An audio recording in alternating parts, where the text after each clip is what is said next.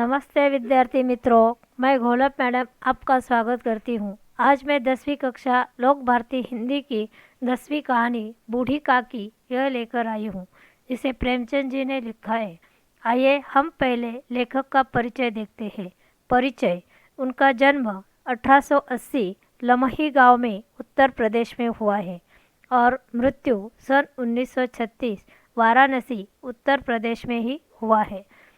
परिचय देते हुए उन्होंने कहा है, अप्रतिम कहानीकार एवं उपन्यासकार प्रेमचंद जी का मूल नाम मुंशी धनपत राय था। बाल्यकाल से ही उन्होंने लेखन कार्य प्रारंभ कर दिया था। आधुनिक हिंदी गद्य साहित्य में कहानी के पितामह कहे जाते हैं। उनकी कहानियों में, उपन्यासों में शोषित किसान, मजदूर, स्त्रियों आदि की समस्याओं का विस्तृत चित्रण हमें मिलता है। उन्होंने प्रमुख साहित्य लिखा हुआ है, उसमें मानस सरोवर भाग 1 से 8, जंगल की कहानियाँ, यह कहानी संग्रह उन्होंने लिखे हैं। गोदान, यह उपन्यास उन्होंने लिखा है। उस उपन्यास में किसानों की समस्याएं उन्होंने प्रस्तुत की हुई है। इसके अलावा गबन, सेवा सदन, कर्मभूमि, कायाकल्प, यह उपन्यास उन्होंने लिखे हुए हैं। प्रेम की बेदी, करबला, संग्राम, यह नाटक लिखे हैं। टॉल्स्टॉय की कहानियाँ, आज़ाद कथा, गाल्सवर्दी के 3 नाटक, हड़ताल, न्याय, चांदी की डिबिया, इसके अनुवाद उन्होंने किए हुए हैं। प्रस्तुत कहानी के माध्यम से प्रेमचंद जी ने समाज में व्याप्त वाद खिलाफी, वृद्धों के प्रति तिरस्कार की भावना पर जोरदार प्रहार किया है। यह कहानीकार ने बुजुर्गों के मन का मनोविज्ञान विश्लेषण करते हुए उनके प्रति आदर भाव रखने हेतु प्रेरित किया हुआ है। आजकल के समाज में बूढ़ों के साथ लोग किस प्रकार से पेश आते हैं? समाज में बूढ़ों का क्या स्थान है? लोग बूढ़ों का तिरस्कार क्यों करते हैं? यह प्रश्न निर्माण हुए हैं। लेकिन प्रेमचंद जी ने इस कहानी के माध्यम से बूढ़ों का आदर करने के लिए कहा है, उनके साथ प्रेम से पेश आने के लिए कहा है। तो हम बूढ़ी काकी यह कहानी देखते हैं। बुढ़ापा बहुधा बचपन का पुनर्गमन हुआ करता है। बूढ़ी काकी में जिह्वा स्वाद के सिवा और कोई चेष्टा शेष न थी और न अपने कष्टों की ओर आकर्षित करने के लिए रोने के अतिरिक्त कोई दूसरा सहारा ही। समस्त इंद्रिय, नेत्र, हाथ और पैर जवाब दे चुके थे। पृथ्वी पर पड़ी रहती और घरवालों कोई बात उनकी इच्छा के विरुद्ध करते, भोजन का समय टल जाता या उसका परिणाम पूर्ण न होता अथवा बाजार से कोई वस्तु आती और न मिलती तो ये रोने लगती थी। उनका रोना सिसकना साधारण रोना न था, वे गला फाड़ फाड़ कर रोती थी। तो बुढ़ापा और बचपन एक समान होता है। पुनरागमन यानी फिर से आया हुआ चरण। तो बूढ़ी काकी में जिह्वा स्वाद के सिवा और कोई चेष्टा भी शेष न बची थी। सिर्फ उसे खाने की चीज़ों का स्वाद अच्छा लगता था। उसके समस्त इंद्रिय, हाथ पैर जो है वह कुछ भी काम नहीं करते थे।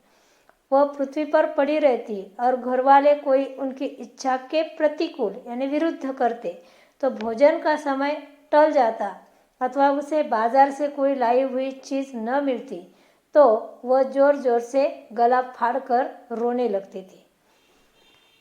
उनके पतिदेव को स्वर्ग सिधारे कालांतर हो चुका था। स्वर्ग सिधारे यानी उनकी मृत्यु होकर बहुत दिन हो चुके थे। बेटे तरुण होकर चल बसे थे। चल बसना यानी उनकी भी मृत्यु हुई थी।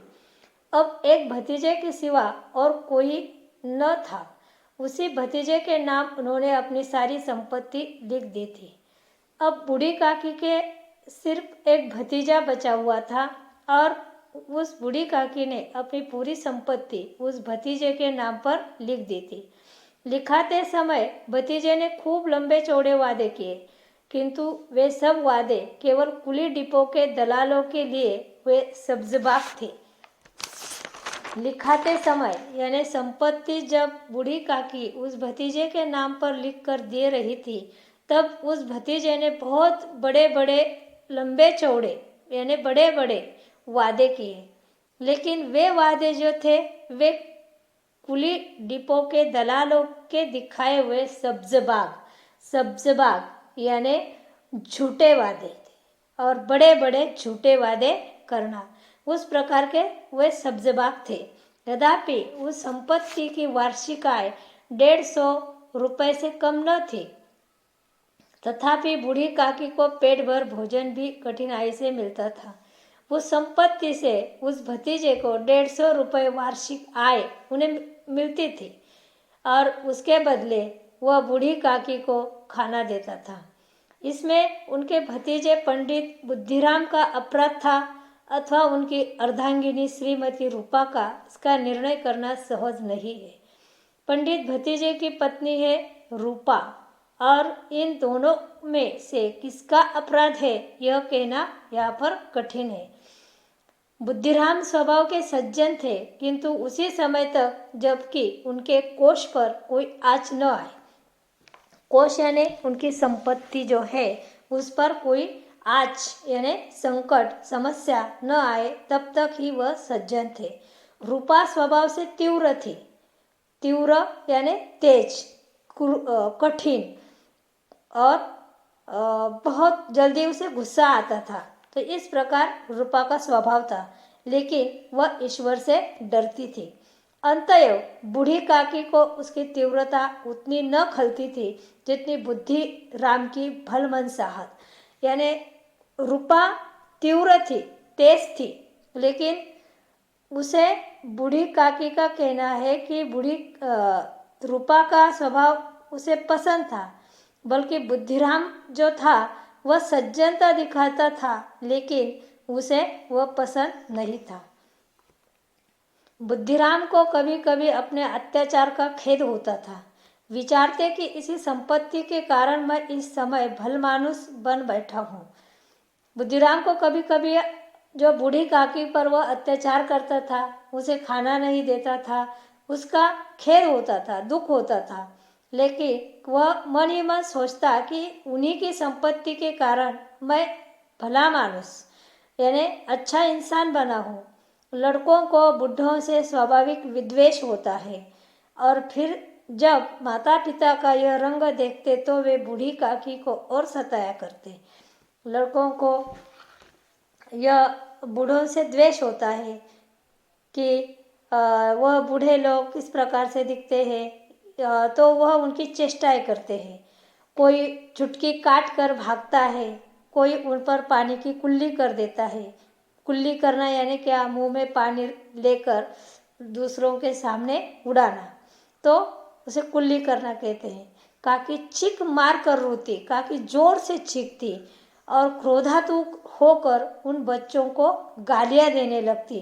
तो वहाँ पर उस घटना स्थल पर रूपा आ पहुँचती, इस भय से कि काकी अपनी जिह्वा कृपाण का कदाचित ही प्रयोग करती थी कि काकी अपने जिह्वा यानी जीभ से उन बच्चों को कुछ गलत शब्द न कहे, यह उसे डर था और इसलिए वहाँ रूपा आकर पहुँचती थी।